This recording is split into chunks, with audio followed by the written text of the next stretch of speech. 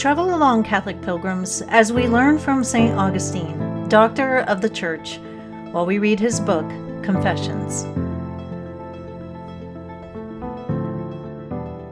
Welcome, Catholic pilgrims, to our reading today. It's an interesting one for sure, all about wanting to feel sorrow or pity. Let's hear what St. Augustine says by opening to page 55 and reading from Book 3, Chapter 2. I was much attracted by the theater because the plays reflected my own unhappy plight and were tender to my fire. Why is it that men enjoy feeling sad at the sight of tragedy and suffering on the stage, although they would be most unhappy if they had to endure the same fate themselves? Yet they watch the plays because they hope to be made to feel sad, and the feeling of sorrow is what they enjoy. What miserable delirium this is! The more a man is subject to such suffering himself, the more easily he is moved by it in the theater. Yet when he suffers himself, we call it misery. When he suffers out of sympathy with others, we call it pity. But what sort of pity can we really feel for an imaginary scene on the stage? The audience is not called upon to offer help, but only to feel sorrow.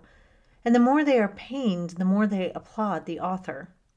Whether this human agony is based on fact or is simply imaginary, if it is acted so badly that the audience is not moved to sorrow, they leave the theater in a disgruntled and critical mood. Whereas, if they are made to feel pain, they stay to the end, watching happily. This shows that sorrow and tears can be enjoyable. Of course, everyone wants to be happy, but even if no one likes being sad, is there just the one exception that, because we enjoy pitying others, we welcome their misfortunes, without which we could not pity them? If so, it is because friendly feelings well up in us like the waters of a spring. But what course do these waters follow? Where do they flow? Why do they trickle away to join the stream of boiling pitch, the hideous flood of lust? For by their own choice they lose themselves and become absorbed in it. They are diverted from their true course and deprived of their original heavenly calm. Of course, this does not mean that we must arm ourselves against compassion. There are times when we must welcome sorrow on behalf of others. But for the sake of our souls, we must beware of uncleanness. My God must be the keeper of my soul, the God of our fathers, who is to be exalted and extolled forevermore. My soul must guard against uncleanness. I am not nowadays insensible to pity, but in those days I used to share the joy of stage lovers and their sinful pleasure in each other, even though it was all done in make-believe for the sake of entertainment. And when they were parted, pity of a sort led me to share their grief. I enjoyed both these emotions equally.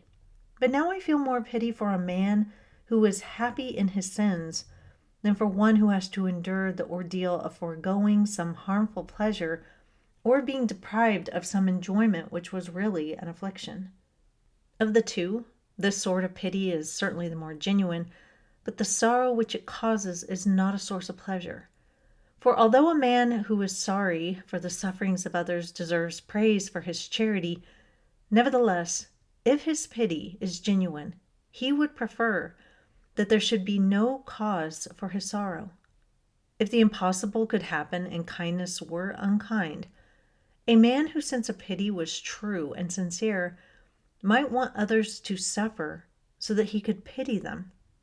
Sorrow may therefore be commendable, but never desirable, for it is powerless to stab you, Lord God. And this is why the love you bear for our souls and the compassion you show for them are pure and unalloyed, far purer than the love and pity which we feel ourselves. But who can prove himself worthy of such a calling? However, in those unhappy days, I enjoyed the pangs of sorrow. I always looked for things to wring my heart, and the more tears an actor caused me to shed by his performance on the stage, even though he was portraying the imaginary distress of others, the more delightful and attractive I found it.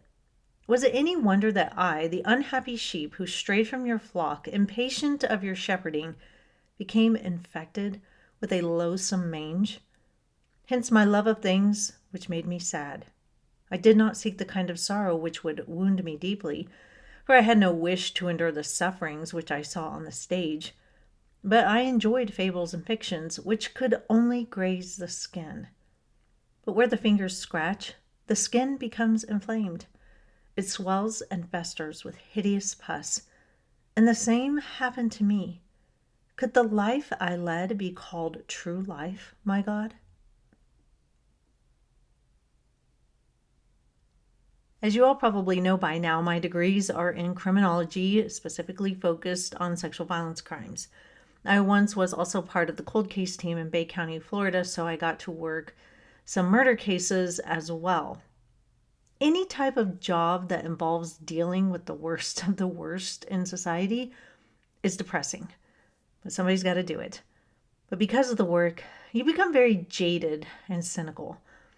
A lot of people just have no idea the depravity that people in law enforcement fields have to deal with. They think they do, but they really don't. TV shows just don't capture it properly.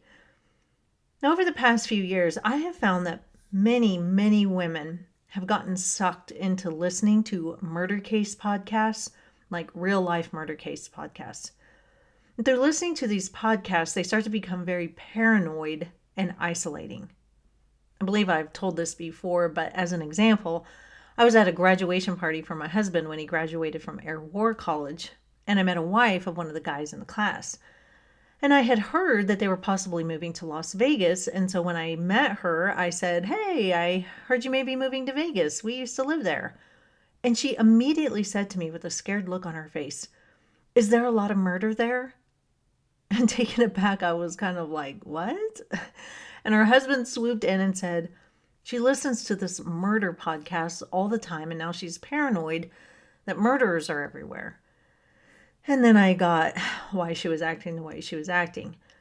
I explained to her what my degrees were in, and we talked a bit, and she wanted to know what murder podcasts I listened to, assuming that I listened to such things given my degrees. And I said, "Well, I don't really go seeking that stuff out. I worked in it, and I saw enough of it to last me a lifetime that I don't really want to fill my mind with more."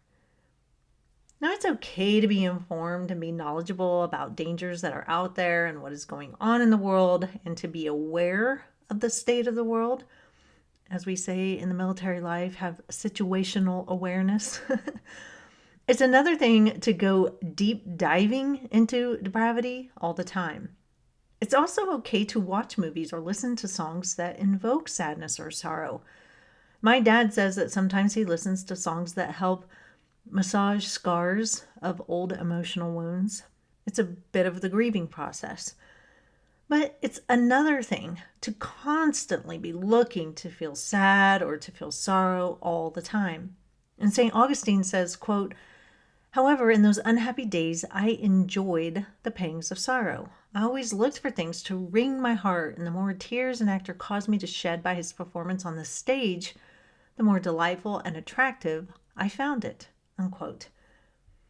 Now, there's a line from the song "Somebody That I Used to Know" by Gaudier that says, quote, "You can be addicted to a certain kind of sadness," unquote. And I think this is very true. I think this is what St. Augustine is getting at. It makes us feel a certain self-pity, and the wallowing is somehow comforting in a very twisted way. So we do need to be sure that we are monitoring the entertainment that we take in. It can't all be sad, depressing, scary, or negative.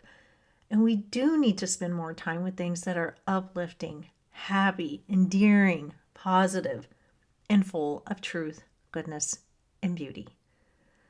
That is all for today, Catholic Pilgrims. I will see you back here for Chapter 3. And until then, live the faith boldly and travel well.